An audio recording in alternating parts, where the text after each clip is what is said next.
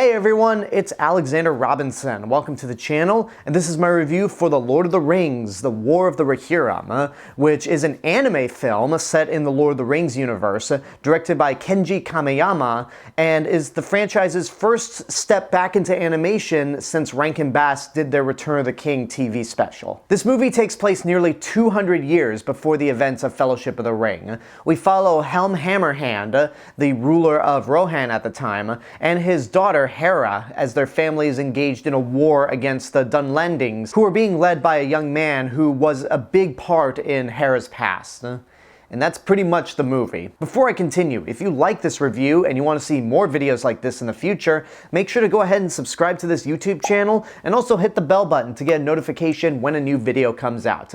Anyway, let's continue with the review. I don't think there's much to be said about the Lord of the Rings trilogy that hasn't been said already.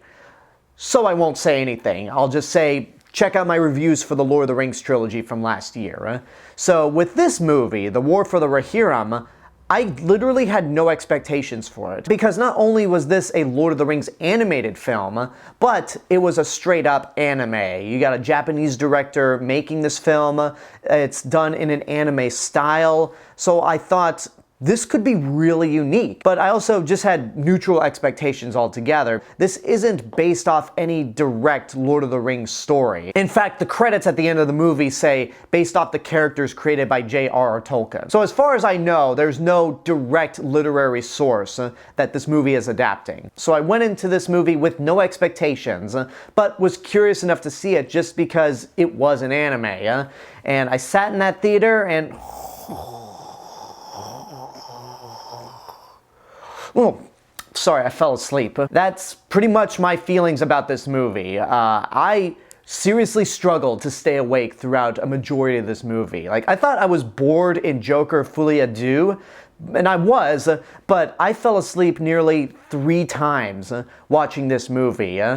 It's a Lord of the Rings anime film that is putting me to sleep.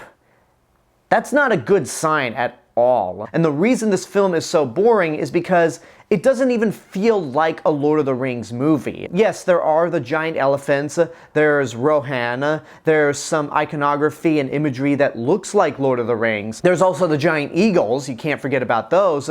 But throughout a majority of this movie, I completely forgot I was watching Lord of the Rings. It felt more like I was watching a generic anime fantasy that played out more like an episode of Game of Thrones than it did Lord of the Rings, because it deals with family and betrayal, and unfortunately the execution is just not there. The characters are completely boring, every single one of them. The most interesting character in the movie for me is Helm Hammerhand, and that's mainly because of Brian Cox's performance.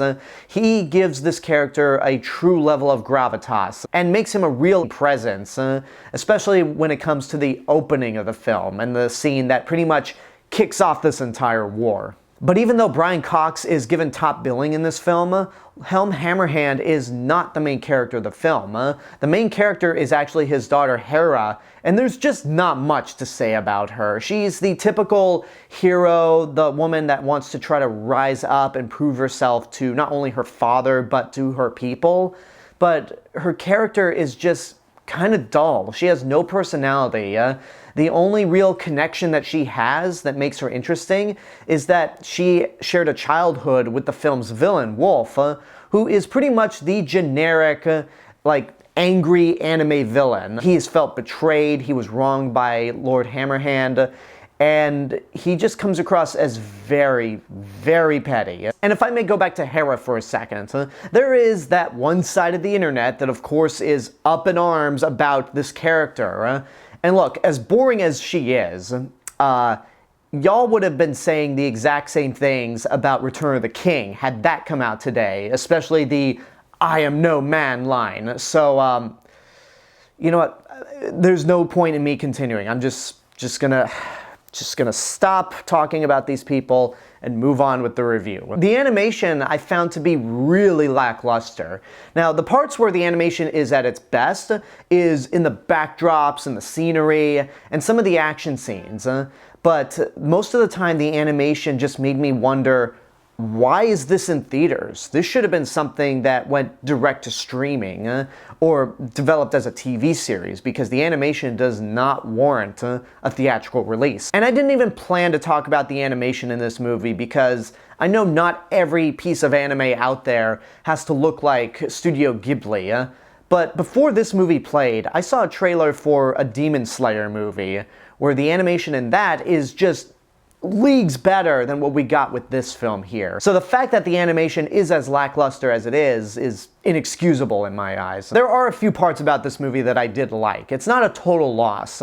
There's a sequence early in the movie where our main heroes encounter a rabid elephant, and that sequence is not only intense, but it ends in a really gruesome manner where that elephant is soon captured by another large creature that I don't think we ever saw in the Lord of the Rings trilogy or The Hobbit. I think the score is great. It feels very much like Howard Shore's scores for the Lord of the Rings trilogy. And as boring as these characters are, I found the final confrontation between Hera and Wolf to be very well choreographed. It's a great sword fight, but I just wish there was substance in it to make me care about what was going on. And that pretty much goes for this entire movie. I went into this not knowing what to expect, but I didn't expect to be bored out of my mind with this film. The animation is just not spectacular. The characters are one note and one-dimensional, and it just doesn't feel like this warrants a theatrical release. So I just gotta say, don't waste your money on it.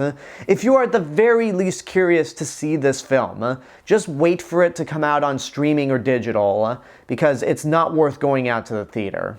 And I'm also glad that I'm recording this review when I am, because by the time we get to next week, I'm not gonna remember this movie at all. It is slowly fading from memory because of how boring it was. It's not awful or offensive, but I just really didn't see a point to this existing. And there you go, that's my review for The Lord of the Rings, The War of the Rohirrim. I hope you enjoyed it. Thank you for watching this video. Thank you for being subscribed to the channel. And I also want to give a special thank you to my YouTube members right over here. If you want to help support this channel even more, you can do so via YouTube memberships for as little as $1.99 a month. Not only do you get early access to all of my videos, including this one, but you get exclusive perks that nobody else gets, including my top 5 favorite series, and starting next year, the ability to both nominate and vote for monthly retro reviews.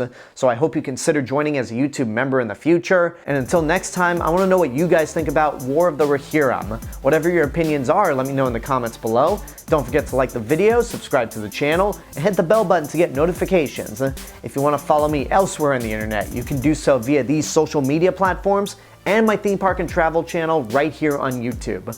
I'll see you guys in the next video, but until then, have a good day and take care of yourselves.